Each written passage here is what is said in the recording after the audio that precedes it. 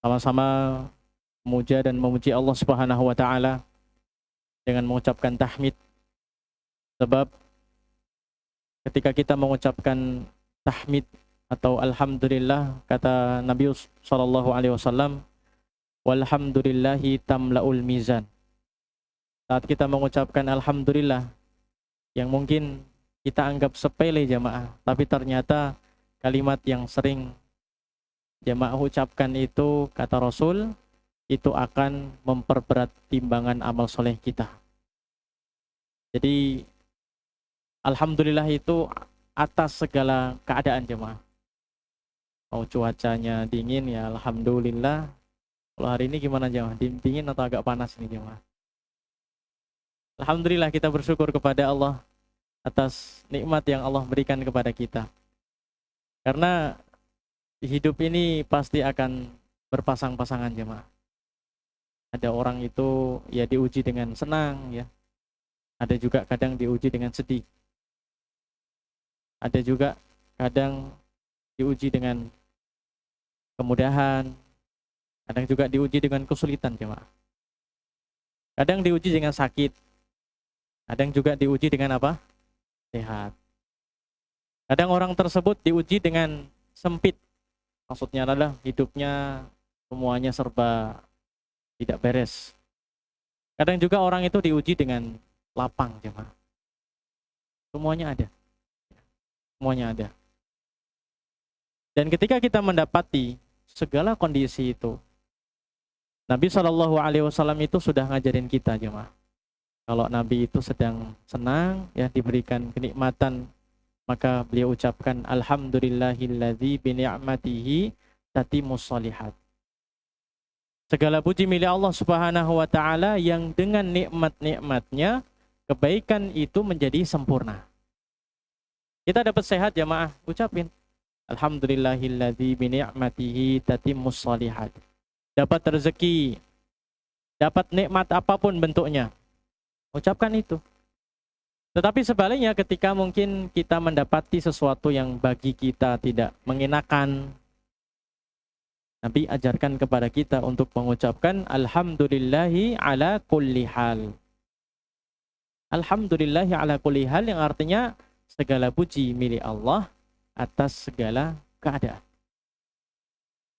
Itu Nabi kita jemaah sallallahu alaihi wasallam. Mau saat senang maupun saat sedih, selalu lisannya itu mengucapkan alhamdulillah. Maka kita sebagai umat Nabi Shallallahu Alaihi Wasallam, tirulah Nabi Shallallahu Alaihi Wasallam. Yang kedua, salawat teriring salam selalu kita haturkan kepada Sayyidul Awwalin wal Akhirin Nabi Muhammad Shallallahu Alaihi Wasallam. Nabi yang telah berkorban, berjuang demi tegaknya Islam, menyampaikan risalah, ballaghar risalah wa addal amanah, menyampaikan amanah kepada kita semuanya. Perjalanan itu dimulai oleh Nabi Shallallahu Alaihi Wasallam ketika Nabi Shallallahu Alaihi Wasallam itu bingung jemaah. Ini saya mulai dengan berbicara sebelum Nabi Shallallahu Alaihi Wasallam itu diutus. Nabi itu lahir di Mekah, besar di sana, menyaksikan hiruk pikuk kota Mekah, menyaksikan kebaikan Mekah, bahkan juga menyaksikan hal-hal yang tidak masuk akal bagi manusia. Mereka nyembah berhala jemaah. Nabi hidup di situ 24 jam non-stop melihat itu. Maka kita mulai dengan sebuah peristiwa. Ketika Nabi Shallallahu Alaihi Wasallam itu melakukan tahannus. Tahannus itu artinya beribadah, ya, berdiam diri di Gua Hira. Beliau Shallallahu Alaihi Wasallam berada di situ bukan untuk diam saja jemaah, bukan untuk melarikan diri dari persoalan yang sedang dihadapi oleh manusia saat itu. Di Mekah itu jemaah orang menyembah berhala.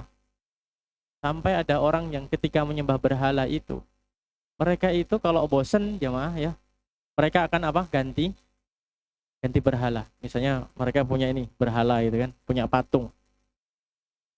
Tapi kok kemudian dia lewat di jalan, tiba-tiba kok kayaknya di batunya lebih menarik. Ini kok kayaknya batunya lebih bagus. Apa yang mereka lakukan? Batu atau patung yang lama mereka sembah itu mereka buang. Apa jemaah? Kemudian ganti dengan yang baru. Sampai ke derajat itu jemaah. Kita membicarakan sosok Nabi SAW, penting untuk kita membahas bagaimana dulu kondisi orang Arab sebelum mengenal Islam. Itu jahiliyahnya minta ampun jemaah. Mereka pintar dalam artian ya mereka dagang, mereka pintar bikin syair Arab, itu kan. Bahkan itu diperlombakan, siapa yang menang nanti syairnya itu akan ditempel di dinding Ka'bah, dan itu kemuliaan untuk mereka. Maka ada istilahnya al-mu'allaqat. Al-mu'allaqat itu artinya adalah syair-syair yang menang ya, masuk kejuaraan tadi itu perlombaan penyair Arab. Kalau menang ya, mereka akan ditulis itu kemudian apa namanya syair-syairnya dan ditempel di dinding-dinding Ka'bah. Secara kebahasaan, sastra mereka sangat tinggi sekali. Tapi mereka jahiliyah. Mereka apa? Menyembah selain Allah Subhanahu wa ta'ala. Bahkan ada di antara sesembahan mereka itu, hadirin rahimakumullah, yang mereka buat sendiri dari kurma. Hadirin tahu kurma ya? Kurma itu kemudian disusun, ditumpuk satu persatu, sehingga membuat terbentuk seperti ya patung ataupun apapun itulah. Itu disembah oleh mereka jemaah. Jadi Tuhan mereka salah satunya apa? Dari kurma. Nggak cuma dari batu. Tapi mereka juga menyembah apa yang mereka buat sendiri. Yaitu apa? Kurma yang disusun, yang ditumpuk rapi. Kalau mereka lapar dan nggak dapat makanan, mereka apa jemaah? Ngambil Tuhannya yang tadi itu berupa apa? Korma-korma yang tersusun. Sampai sedemikian rupa jemaah jahiliyahnya mereka itu. Mereka juga sampai pada derajat ketika terlahir seorang anak dan itu perempuan, maka mereka malu. Kemudian mereka mengubur mereka hidup-hidup. Ini potret kehidupan orang-orang Arab pra-Islam jemaah. Sebelum mereka mengenal Islam. Jauh sekali dari nilai-nilai Islam. Jauh sekali dari petunjuk-petunjuk Allah Subhanahu wa ta'ala. Maka Nabi SAW ini diutus jemaah sebagai rahmat bagi sekalian alam, seluruh alam semesta. Wa ma arsalnaka illa rahmatan lil alamin. Untuk semuanya jemaah. Semua itu kita manusia, bahkan yang lain sebagainya itu merasa senang dengan kedatangan Nabi SAW. Bahkan dulu Nabi Muhammad SAW itu ketika di Mekah ada batu yang kalau Nabi lewat, batu ini mengucapkan salam kepada Nabi SAW. Semuanya senang jemaah dengan hadirnya Rasulullah SAW. Maka kita sebagai umat Nabi SAW, mari kita buktikan bahwa itu bukan hanya sebatas ya apa namanya ya pengakuan iddia saja. Itu bukan hanya sebatas kita mengaku cinta kepada Nabi SAW, tetapi ketika kita ditanya, coba Mas ceritakan Nabi itu dulu hidupnya seperti apa. Coba ceritakan bagaimana Nabi SAW itu dulu menyampaikan risalahnya, apa kendala dan apa pengorbanan yang pernah beliau lakukan. Buktikan jemaah kalau kita cinta kepada Nabi SAW. Pelajari sirah Nabi. Baca itu jemaah. Belajar dari para ustadz yang ada di sekitar kita. Dan seterusnya. Itu wujud kita ingin meneladani Nabi SAW. Bagaimana kita akan meneladani Nabi SAW kalau kita sendiri tidak tahu siapa beliau jemaah. Orang itu kalau cinta jemaah terhadap sesuatu, maka semua yang berkaitan dengan itu semuanya tahu. Misalnya jemaah ada orang yang suka bola. Itu dari A sampai Z akan apa? Akan paham. Bahkan mungkin ya, mimpi pun apa? main bola gitu kan. Karena saking cintanya dengan bola itu. Ketemu si ini ngobrolin bola. Tadi malam ada tanding ini, yang menang ini. Ketemu di tempat yang lain, ngobrolin juga bola. Pagi, siang, malam, sore dan seterusnya ngobrolin cuma itu aja. Karena apa? Dia suka sama bola. Ada orang yang saking cintanya kepada Nabi Shallallahu Alaihi Wasallam, di mana-mana yang diobrolin tuh hanya Rasulullah Shallallahu Alaihi Wasallam. Ketemu sama temannya, tau nggak? Barusan saya baca sirah Nabi, perjalanan dakwahnya Nabi Shallallahu Alaihi Wasallam di Mekah, di Madinah, ceritanya itu jemaah. Nanti ketemu sama yang lain cerita lagi. Dia teringat perjuangan Rasulullah SAW dulu ketika beliau itu hijrah dari Mekah ke Madinah. Kebetulan mungkin orang ini lagi pulang umroh, kemudian melakukan perjalanan dari Mekah ke Madinah atau sebaliknya, dan dia melihat medan perjalanan itu sangat berat sekali. Sekarang enak jamaah, naik bis bisa 4-6 jam, naik kereta bisa berapa? 2 jam. Mungkin suatu saat ada teknologi lagi yang lebih canggih sehingga lebih cepat lagi. Wallahu a'lam. Dulu Nabi Shallallahu Alaihi Wasallam ketika hijrah dari Mekah menuju Madinah, berapa jemaah? Sehari, enggak lebih, sepekan lebih. Itu perjalanan yang dilakukan oleh Nabi Shallallahu Alaihi Wasallam. Jahiliyahnya sebelum hadirnya Rasulullah Shallallahu Alaihi Wasallam. Beliau tahannus di Gua Hira. Lalu sampai pada akhirnya turunlah wahyu kepada beliau dan secara resmi beliau adalah seorang Nabi dan Rasul. Perjalanannya tidak sampai di sini hadirin. Ternyata kita semuanya paham. Setiap orang yang berada di atas kebenaran itu pasti akan dimusuhi jemaah. Pasti ada saja orang yang tidak senang. Itu pasti jemaah. Selama kita itu hadirin rahimakumullah, berbuat baik, ingetin orang, ya amar ma'ruf, nahi mungkar. Kalau kita mengutip nasihatnya Luqman kepada putranya, beliau katakan wasbir ala ma asabak. Nah, sabar terhadap apa yang nanti akan menimpamu. Karena dalam kita berjalan menuju Allah Subhanahu wa taala, perjuangan dan pengorbanan itu tidak akan pernah berhenti. Sebab apa hadirin? Garis finish dari ujian ini adalah ketika kita semuanya menutup mata untuk selama-lamanya. Itu semuanya sudah selesai. Selama kita masih hidup, jangan pernah mau dan jangan pernah bercita-cita untuk tidak pernah sedih jemaah. Selama kita masih bisa bernafas, jangan pernah berharap tidak ada ujian yang akan datang kepada kita. Itu prinsip hidup kita jemaah. Karena itulah hidup di dunia itu, ya adanya cuma ta'ab. Adanya cuma capek, lelah, letih, perjuangan, pengorbanan. Itu jemaah. Maka disebutkan bahwasanya dunia itu adalah darul bala. Dunia itu adalah tempat kita untuk diuji. Jangan pernah mendapatkan dan jangan pernah berharap untuk mendapatkan kebahagiaan yang sebenarnya di dunia ini jemaah. Karena di dunia itu kebahagiaan tidak akan pernah lama.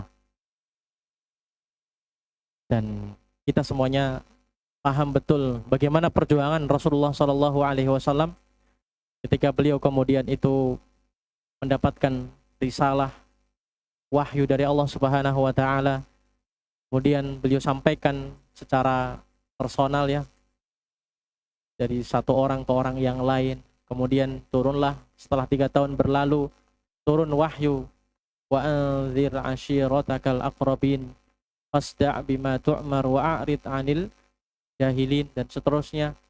Nabi Shallallahu Alaihi Wasallam akhirnya diperintahkan untuk berdakwah secara terang-terangan. Disitulah ternyata ujian juga tidak akan berhenti lagi.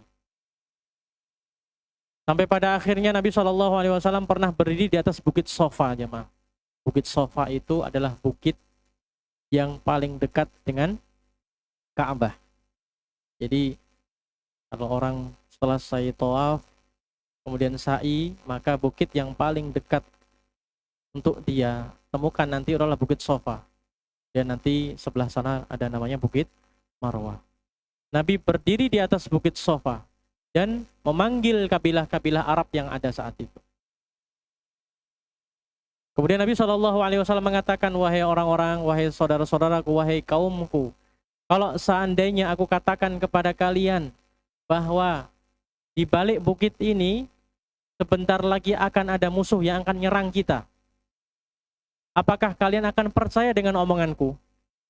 Kata Nabi SAW, jemaah. Kemudian orang-orang Arab saat itu, orang-orang musyrikin mengatakan, ya, ma jarabna alaika kadziban, karena kami tidak pernah ditipu oleh engkau wahai Nabi, wahai Muhammad.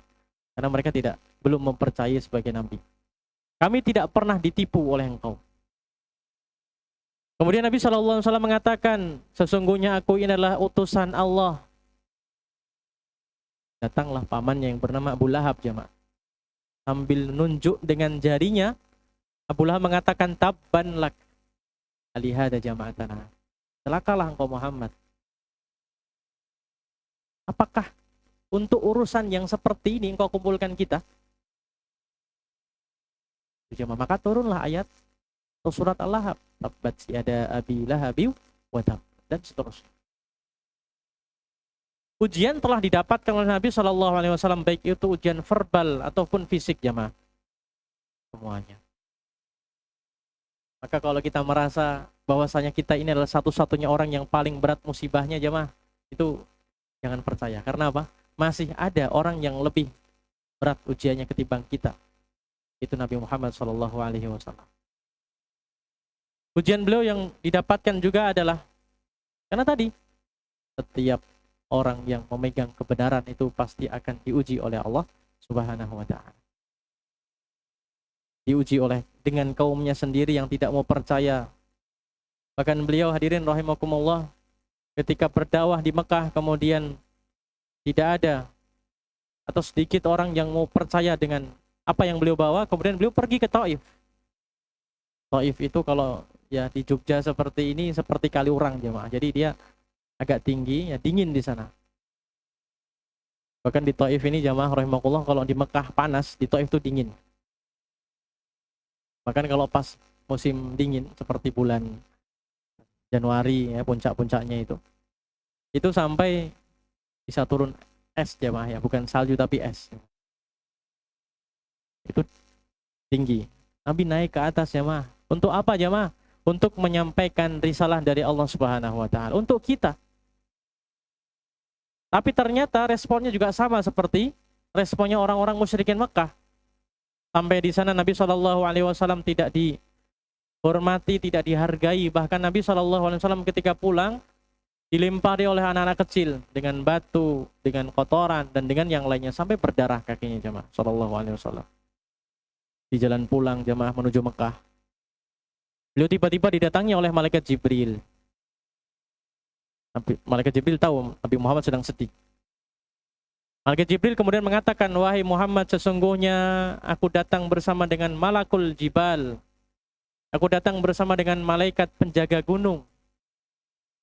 Malaikat penjaga gunung kemudian datang kepada Nabi dan mengatakan, ya Muhammad, wahai Nabi Muhammad, in syi'ta, kalau engkau mau, la'utbiqanna alaihim al-akhsyabain.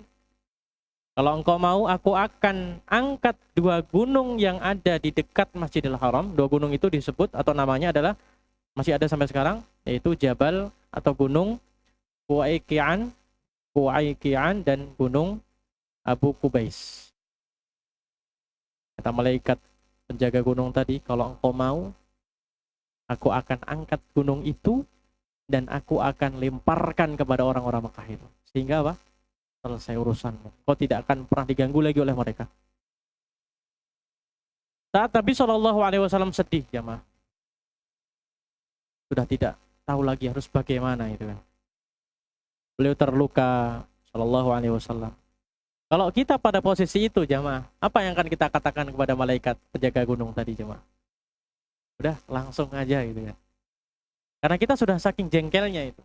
Tapi tidak untuk Nabi SAW. Bil mu'minina ra'ufur rahim. Yang sangat mencintai dan memiliki kasih sayang kepada orang-orang yang beriman kepada manusia. Meskipun Nabi terluka, Nabi disakiti, tapi Nabi mengatakan kepada malaikat penjaga gunung, ditawari tadi itu, Nabi mengatakan jangan. Bal arju an yukhrijallah min aslabihim man ya'budullah wa la yusyriku bihi syai'a. Di saat kondisi seperti itu, Nabi SAW masih berharap, jangan lakukan itu wahai malaikat. Karena aku berharap semoga di antara keturunan mereka itu ada orang-orang yang mereka beribadah hanya kepada Allah dan tidak menyekutukan Allah dengan sesuatu apapun.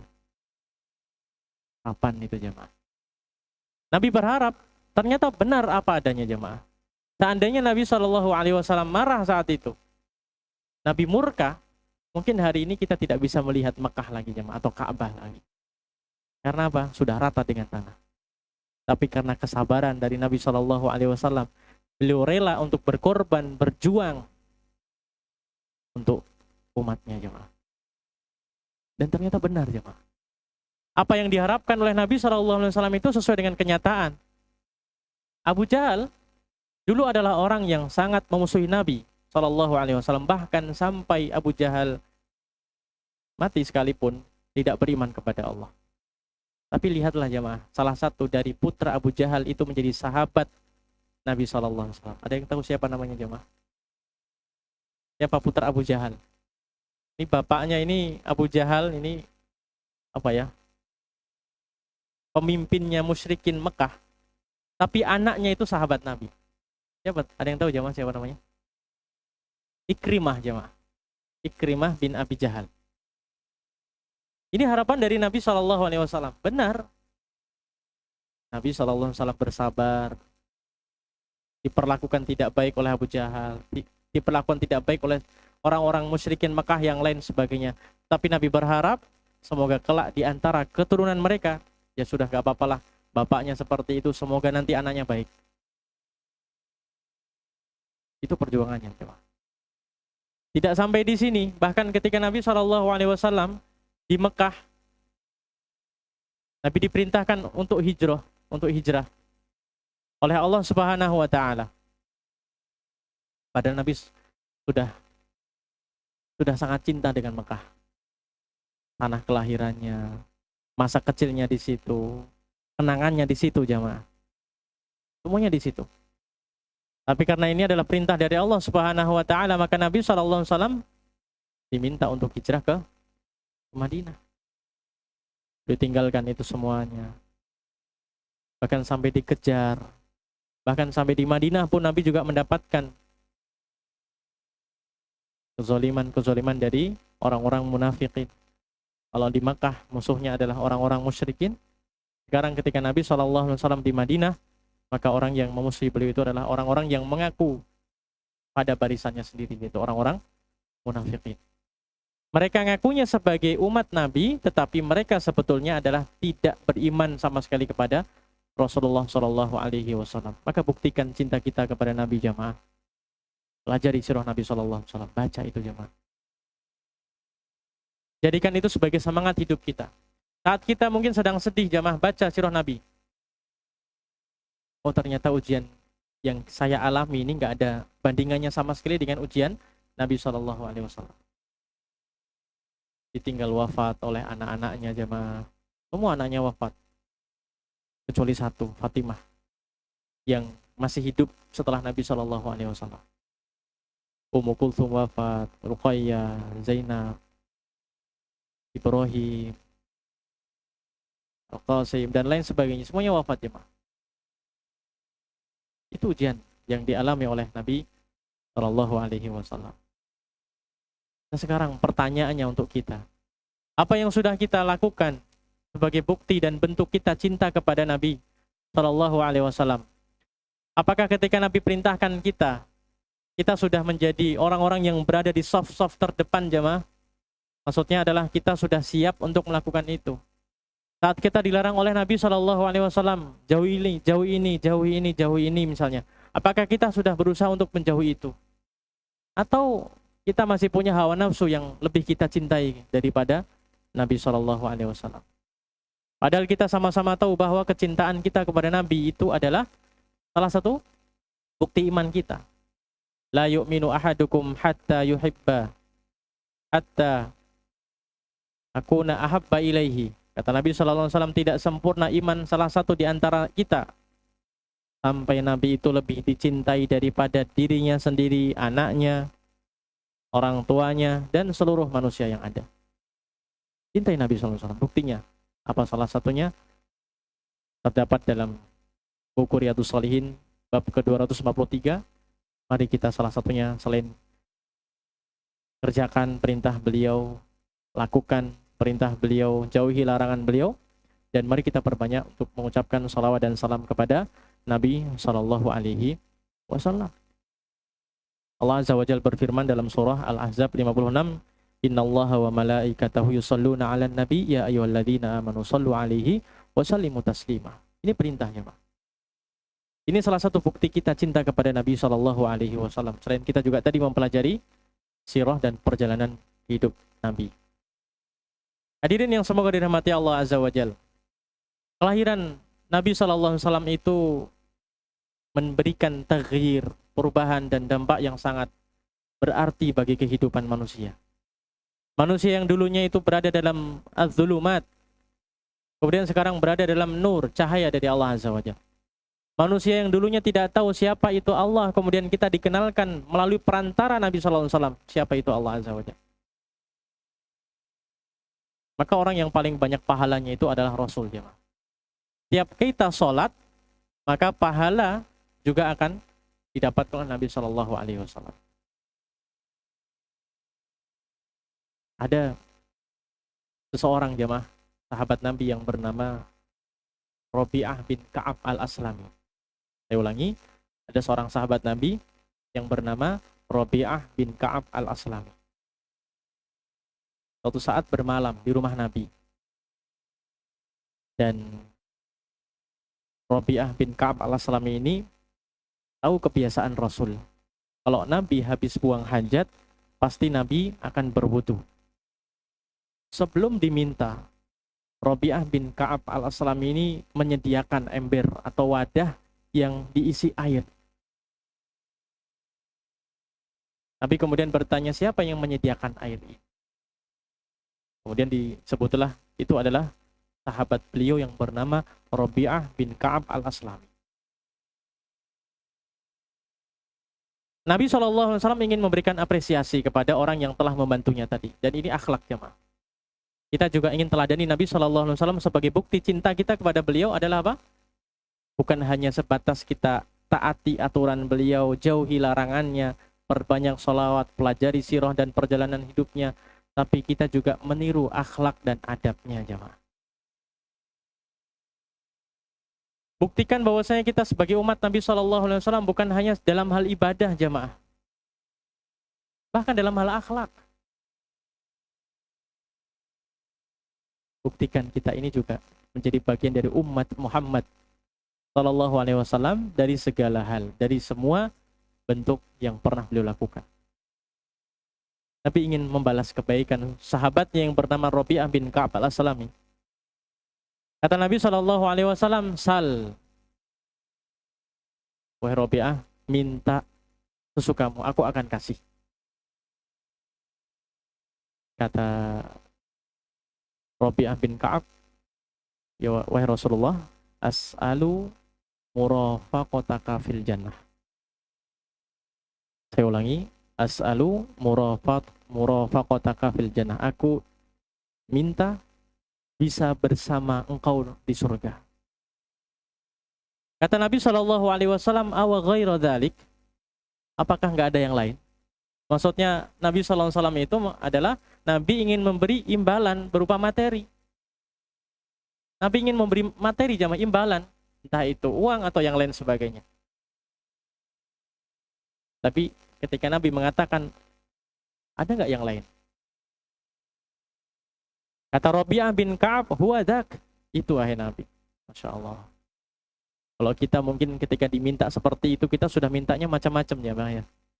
Ya wahai Rasul, saya pengen uang, saya pengen kaya, apalagi jamaah ya. Saya pengen ini, saya pengen ini, saya pengen ini, jamaah. Jadi gak mau rugi gitu. Tapi lihatlah semangat para sahabat Nabi SAW yang mereka sadar bahwa keberhasilan itu adalah ketika kita bisa bersama Nabi SAW nanti di surga. Itu kesuksesan jemaah.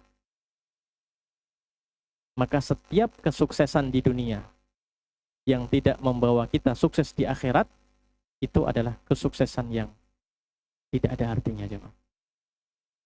Sebaliknya, kesuksesan di dunia yang membuat kita sukses di akhirat, itulah sukses yang sesungguhnya.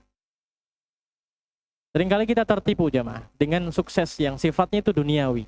Tapi ternyata itu tidak membawa kesuksesan al-falah, al-ukhrawi, kesuksesan di akhirat. Kita tertipu jemaah. Ya, apalagi dengan era-era seperti ini jemaah, banyak sekali orang-orang mungkin yang ya hanya sebatas ini mau memamerkan kekayaannya, ya istilahnya flexing dan lain sebagainya. Itu kan sukses duniawi, tapi apakah kita jamin kita juga akan sukses di akhirat, jemaah? Itu kan pertanyaannya. Maka setiap kesuksesan, sekali lagi, di dunia yang tidak menghantarkan kita menuju sukses di akhirat, maka jangan pernah kita ingin mendapatkannya, jemaah. Rugi, jemaah. Rugi. Karena kita tidak hanya ingin sukses di dunia. Dunia ini kan nggak lama, jemaah. Orang sedih nggak akan selamanya sedih, jemaah. Orang nangis nggak akan kok berpekan-pekan, berbulan-bulan, bertahun-tahun nangis. Dia akan tersenyum. Tapi kalau kita mendapatkan al-falah, al-ukhrawi, itulah al-falah al-hakiki. Kalau kita ingin mendapatkan kebahagiaan yang sifatnya ukhrawi, itulah kebahagiaan yang kita cari jemaah. Rabi'ah bin Ka'ab al-Aslami sekali lagi mengatakan, aku ingin bersama engkau di surga wahai Rasul. Nabi SAW kemudian mengatakan, kalau kayak gitu, kalau seperti itu, a'inni ala nafsika bikathratis sujud.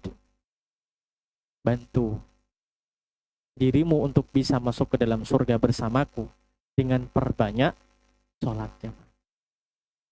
Jadi kita memperbanyak sholat jamaah, perbaiki sholat wajib kita dan perbanyak sholat sunnah kita. Itu ternyata menjadi salah satu faktor kita untuk bisa murafaqah bersama dengan Rasulullah SAW.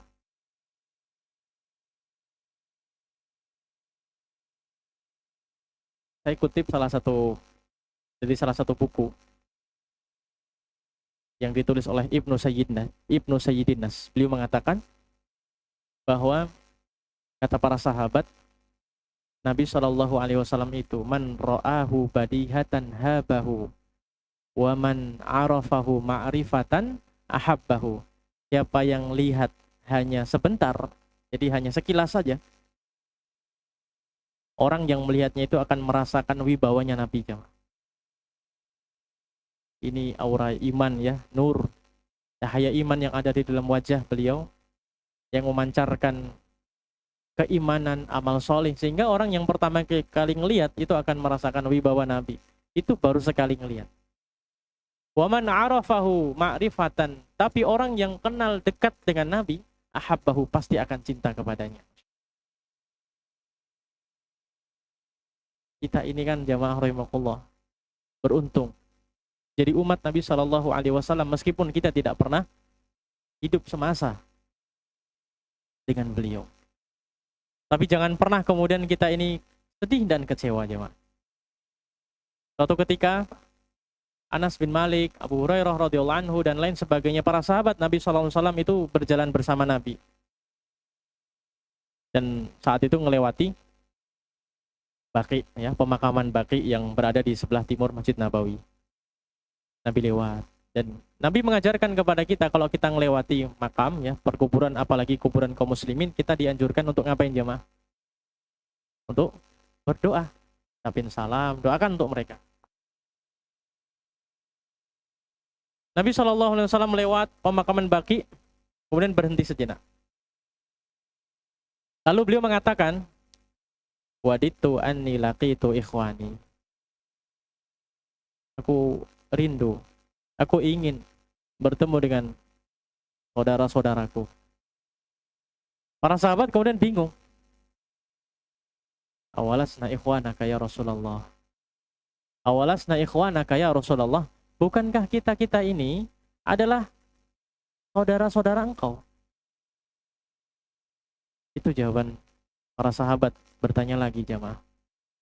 Ketika Nabi mengatakan, aku ingin bertemu dengan saudara-saudaraku. Kemudian para sahabat mengatakan, awalasna ikhwanak ya Rasul, bukankah kita ini adalah saudara-saudara engkau? Kita hidup bersamamu, kita berjihad bersama engkau ya wahai Nabi. Bahkan kita mengalami suka dan duka, pahit dan manis bersama engkau. Awalasna ikhwanaka ya wahai Rasul, bukankah kita ini adalah saudara-saudaramu ya wahai Rasul? Nabi SAW kemudian mengatakan, ikhwani alladzina amanu bi walam yaroni. Kata Nabi SAW, yang aku maksudkan dengan saudara-saudaraku yang aku rindu untuk bertemu dengan mereka, mereka itu adalah orang-orang yang beriman, alladzina lam ya'tu ba'd, yang belum datang, maksudnya belum ada. Amanu bi, mereka beriman kepadaku, tetapi mereka tidak pernah sama sekali melihatku. Itu yang disebut sebagai ikhwannya Rasul jamaah. Itulah orang-orang yang dirindukan oleh Nabi SAW 1400 tahun lebih yang lalu. Pada momen itu, Nabi SAW mengatakan kepada para sahabatnya, aku ingin bertemu dengan saudara-saudaraku. Hadirin tahu dan hadirin sadar siapa yang dimaksud oleh Nabi SAW? Kita semuanya jemaah. Umat Nabi SAW yang tidak hidup sezaman dengan beliau, yang tidak pernah bermajelis dengan beliau, tetapi mereka beriman kepada Nabi, beriman kepada Al-Quran yang dibawa oleh beliau. Itulah orang-orang yang dirindukan oleh Nabi SAW. Apakah pantas dan sudahkah pantas kita menjadi orang-orang yang dirindukan oleh Nabi jamaah? Mari kita berkaca dengan diri kita sendiri. Berapa perintah yang sudah kita kerjakan? Berapa larangan yang sudah kita tinggalkan? Berapa persen cinta kita kepada Nabi SAW jemaah? Berapa itu? Ini tentunya yang bisa menjawab hanyalah kita semuanya, bukan orang lain. Kita bisa renungkan untuk diri kita sendiri. Sudahkah kita layak untuk menjadi umat Nabi SAW? Ketika kita diperintahkan dengan sebuah perintah, kita alasannya nanti, nanti, dan nanti. Bahkan kita lebih mencintai yang lain daripada mencintai Nabi SAW. Di saat kita diajak oleh Nabi SAW untuk masuk ke dalam surga, kita banyak alasan jemaah. Tapi di saat kita disodorkan dengan hal-hal yang berbau hawa nafsu, kita paling terdepan, nauzubillah jemaah. Yang sampai kemudian Rasulullah SAW kecewa dengan harapan itu. Padahal Nabi sudah mengatakan, waditu anni laqitu ikhwani, aku sangat rindu, aku sangat ingin bertemu dengan saudara-saudaraku. Kitalah orang-orang yang dirindukan oleh Nabi SAW. Maka diri dan seluruh jamaah yang semoga dirahmati Allah Subhanahu wa taala, mari kita semuanya selalu ingat bahwa ada orang yang sangat mencintai kita, bahkan melebihi cinta kita kepada diri kita sendiri. Ada orang yang sangat sayang kepada diri kita, melebihi sayangnya kita kepada diri kita sendiri. Mari kita semuanya hargai perjuangan itu. Bahkan kecintaan kepada Nabi, kepatuhan dan ketaatan kepada Nabi itu jamaah, itu kan melebihi ketaatan kita kepada siapapun.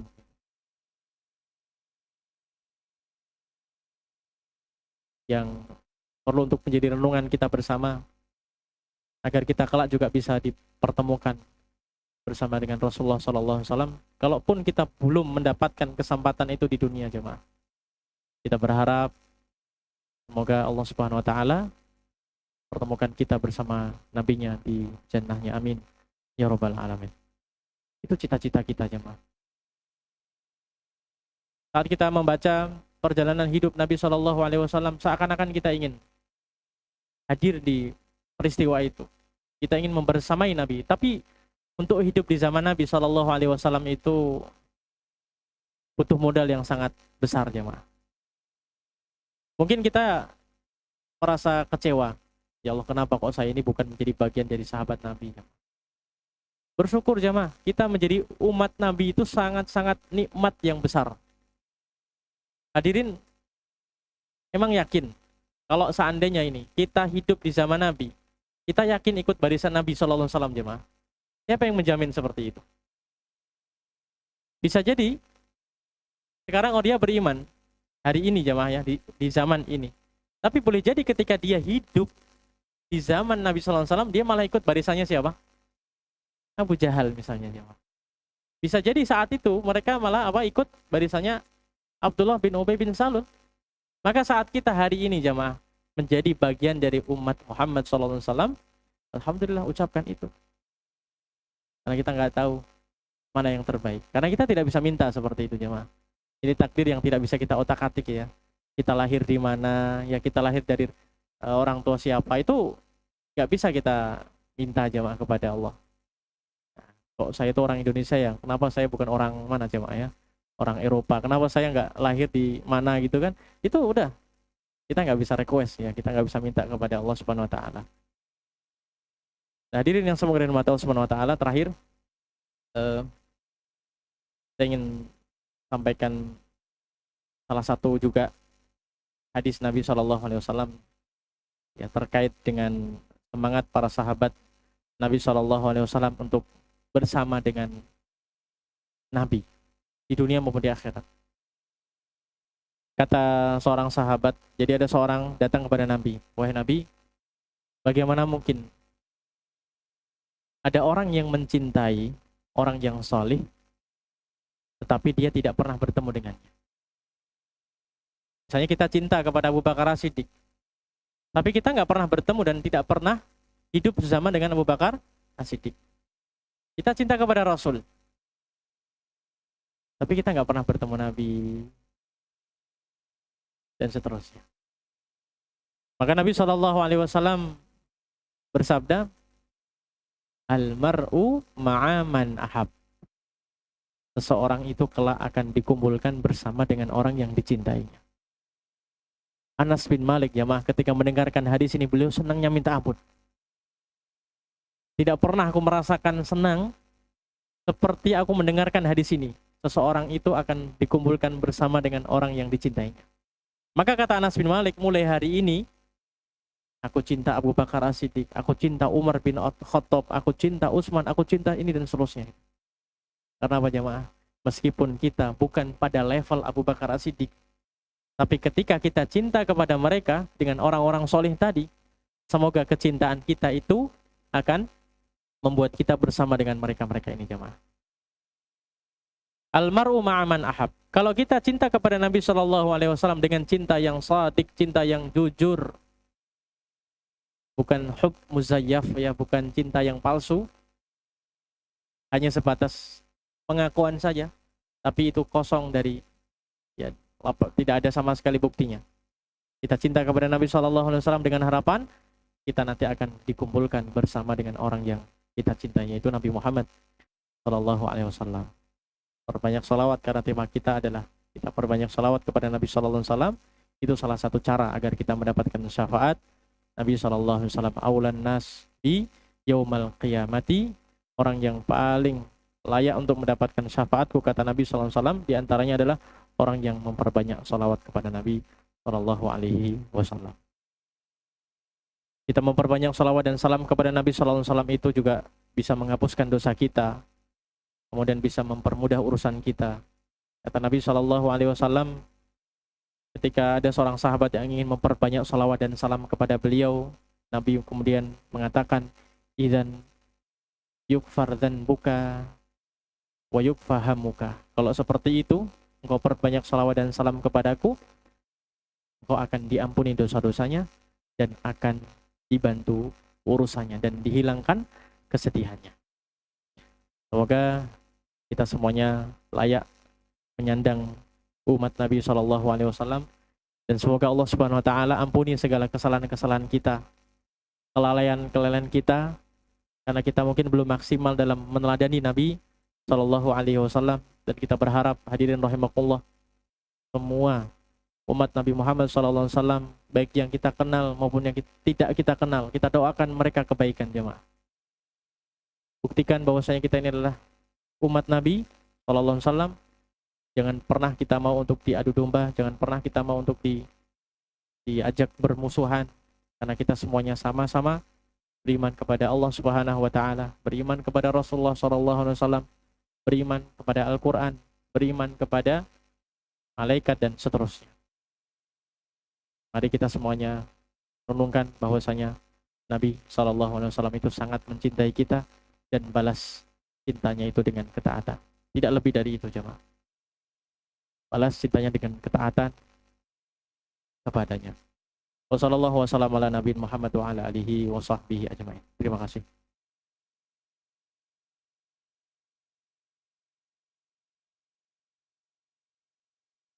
Benar.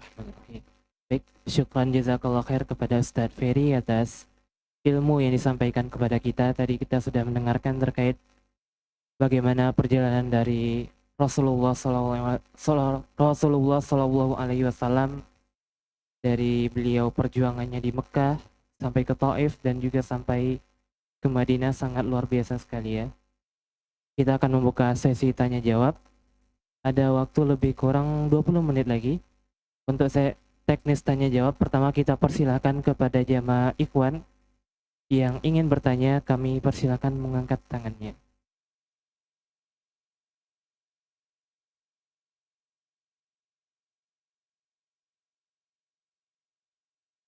Bismillah. Assalamualaikum warahmatullahi wabarakatuh. Izin bertanya Ustaz, kita kan bagaimana kita bisa mengetahui jika kita mimpi bertemu dengan Rasulullah padahal kita belum mengetahui Rasulullah itu seperti apa? Assalamualaikum warahmatullahi wabarakatuh. Warahmatullahi wabarakatuh. Mohon izin saya langsung jawab ya. Alhamdulillah wassalatu wassalamu ala Rasulillah wa ala alihi wa sahbihi ajmain, amma ba'd. Ya, pertanyaan yang pertama, kami ulang. Jadi bagaimana kita bisa memastikan bahwa kalau kita itu bermimpi melihat Rasul itu, mimpi kita itu benar-benar yang kita lihat itu adalah Nabi atau bukan? Atau bagaimana caranya kita memastikan bahwa yang kita lihat itu adalah benar-benar Nabi atau bukan? Gitu. Itu maksudnya Mas ya. Jadi mimpi melihat Nabi SAW itu adalah mimpi yang benar. Karena apa? Fa inna syaitan la yatamatsalu bi. Kata Nabi SAW, karena setan itu tidak bisa menyerupai aku, kata Nabi. Tetapi, catatannya jamaah, benar memang setan tidak bisa menyerupai Rasul. Tetapi setan bisa ngaku-ngaku sebagai Nabi dan mengatakan itu dalam mimpi kita. Makanya kalau misalnya ini, kita dalam mimpi kok kemudian tadi malam kayaknya saya itu didatangi oleh sosok makhluk gitu ya. Dan katanya aku adalah Muhammad gitu misalnya. Atau ada orang lain, bukan kita mungkin, ada orang lain yang datang. Mas, malam tuh saya mimpi. Saya dapat ini, dan pas saya ketemu itu, beliau ini mengatakan aku adalah Nabi Muhammad gitu. Bagaimana caranya kita bisa memastikan bahwa yang kita lihat itu benar-benar Nabi atau bukan? Yang pertama, hadirin rahimakumullah, untuk memastikan itu adalah pastikan seandainya nih yang disampaikan itu sama dengan apa yang pernah beliau sampaikan di dunia ya selama masih hidup, maka itu adalah benar apa jemaah? Benar Nabi. Kalau misalnya orang itu atau sosok tadi mengatakan ya bertentangan dengan syariat Nabi Muhammad, maka ini mustahil Nabi. Itu bukan Nabi, tapi itu apa? Setan yang ngaku-ngaku sebagai Nabi. Misalnya datang orang, saya adalah Nabi Muhammad. Mulai sekarang masnya nggak perlu sholat, udah selesai. Nah, seperti ini pastikan apa jemaah? Itu bukan Nabi, tapi apa? Setan ngaku sebagai Nabi. Setan bisa ngaku sebagai Nabi, bisa. Tetapi tidak bisa menyerupai apa? Nabi. Ngaku bisa. Itu yang pertama ya.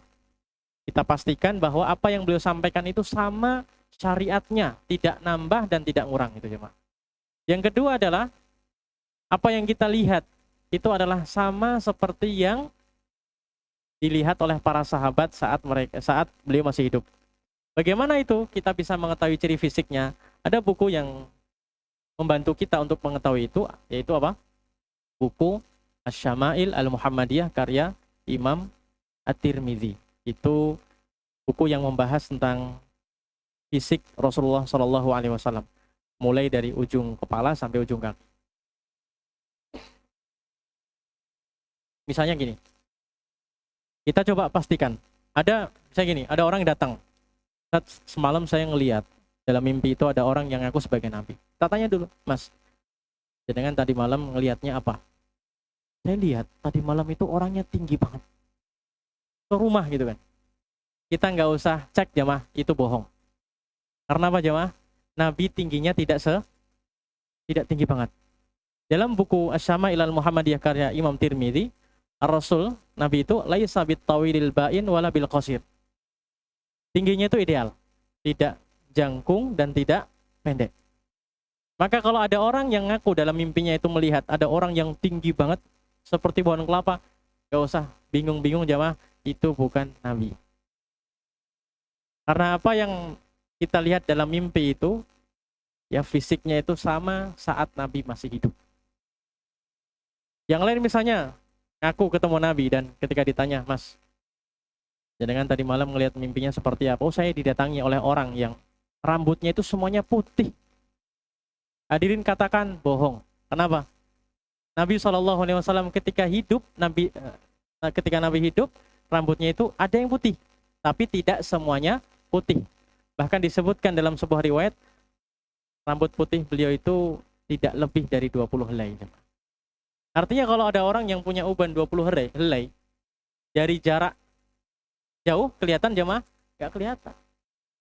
Tapi kalau ada orang yang ngaku tadi malam saya ngeliat rambutnya putih, semuanya putih, maka itu bohong jamaah. Karena apa? Yang kita lihat di dalam mimpi itu harus kita pastikan bahwa fisiknya pun sama ketika Nabi SAW masih hidup. Itu jamaah. Atau ciri fisik yang lainnya.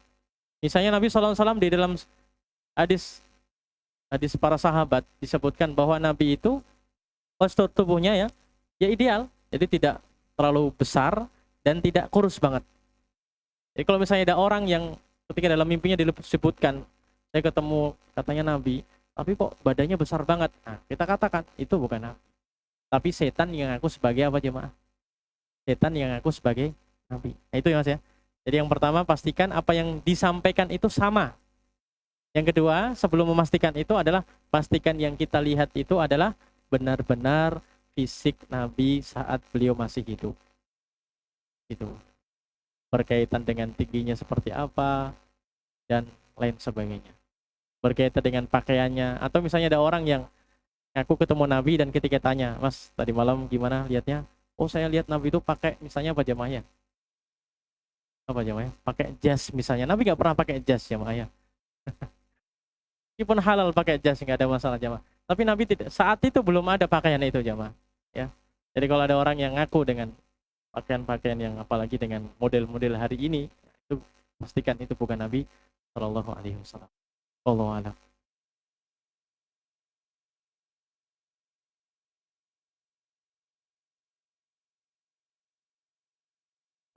Syukran jazakallah khair Ustadz atas penjelasannya. Kita buka sesi tanya jawab kembali. Kepada teman-teman yang ingin bertanya, ikhwan maupun akhwat boleh mengangkat tangannya. Monggo jika dari teman-teman jamaah ada yang masih ingin bertanya, kami persilakan boleh mengangkat tangannya.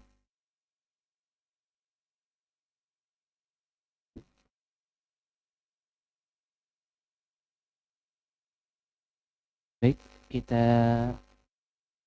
hitung sampai 5. 1, 2, 3, 4, 5. Baik, jika dari teman-teman jamaah belum ada pertanyaan lagi, maka untuk sesi tanya jawab kita cukupkan. Mungkin untuk terakhir kami mohon kepada Ustadz Ferry untuk dapat menyampaikan closing statement ataupun nasihat terakhir seperti itu. Monggo Ustadz. Saya mohon izin untuk ini aja ya. Saya tutup dengan diaminkan doanya ya. Tutup dengan doa, kemudian mohon untuk hadirin mengaminkan. Mari kita tundukkan hati kita di hadapan Allah yang Maha Kuasa. Semoga doa-doa saudara-saudara kita yang hari ini sedang berpuasa menjadi salah satu wasilah kita untuk diijabahi doanya oleh Allah Subhanahu wa taala. Amin. Bismillahirrahmanirrahim. Alhamdulillahirabbil alamin wassalatu wassalamu ala rasulil amin wa ala alihi wa sahbihi ajmain. Allahumma ighfir lil muslimina wal muslimat wal mu'minina wal mu'minat al ahya'i minhum wal amwat innaka sami'un qaribun mujibud da'awat. Ya qadiyal hajat, Allahumma ighfir lana wa liwalidina warhamhum kama rabbawna shighara. Allahumma ighfir lana wa liwalidina warhamhum kama rabbawna shighara. Allahumma ighfir lana wa liwalidina warhamhum kama rabbawna shighara. Allahumma inna nas'aluka ilman nafi'an wa rizqan thayyiban wa amalan mutaqabbalan. Allahumma inna nas'aluka al-huda wat-tuqa wal-afafa wal-ghina. Allahumma tayyib qulubana wa sa'ira a'malina ya rabbal alamin. Rabbana taqabbal minna innaka antas samiul alim wa tub alaina innaka antat tawwabur rahim.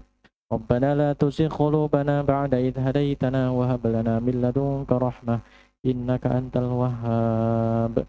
Rabbana hab lana min azwajina wa dhurriyyatina qurrata a'yun waj'alna lil muttaqina imama. Rabbana zalamna anfusana wa illam taghfir lana wa tarhamna lanakunanna minal khasirin. Allahumma aslih ahwalal muslimina fi kulli makan wa zaman.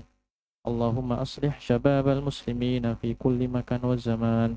Allahumma hdi wulata umurina warzuqhumul bitanata salihah ya rabbal alamin.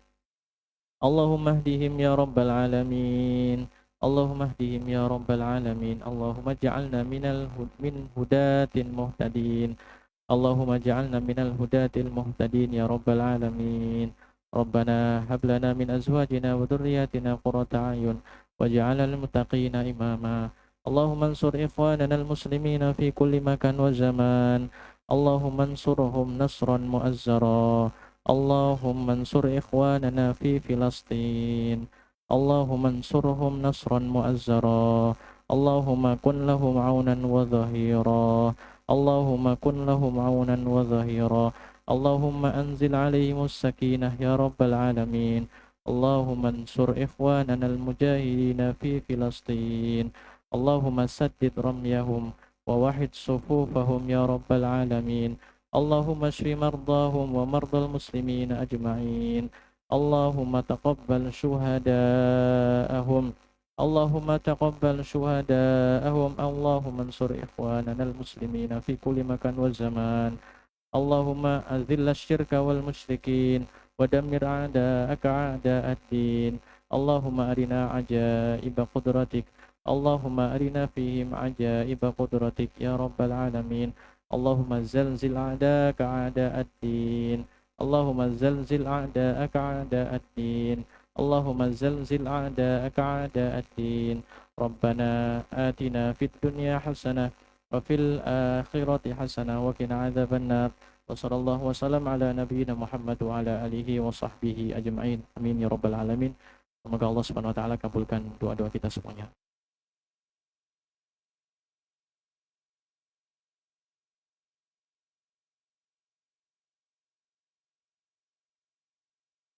Baik, sekali lagi kami ucapkan syukran jazakallah khair kepada Ustadz Ferry Septianto atas ilmu yang disampaikan kepada kita. Dan terima kasih juga kepada jamaah yang sudah hadir. Kita cukupkan terlebih dahulu kajian di sore hari ini dengan mengucapkan hamdalah dan doa kafaratul majelis. Alhamdulillahirabbil alamin. Subhanakallahumma bihamdika asyhadu an la ilaha illa anta astaghfiruka wa atubu ilaik. Sekian, sampai berjumpa kembali di kajian selanjutnya. Wassalamualaikum warahmatullahi wabarakatuh.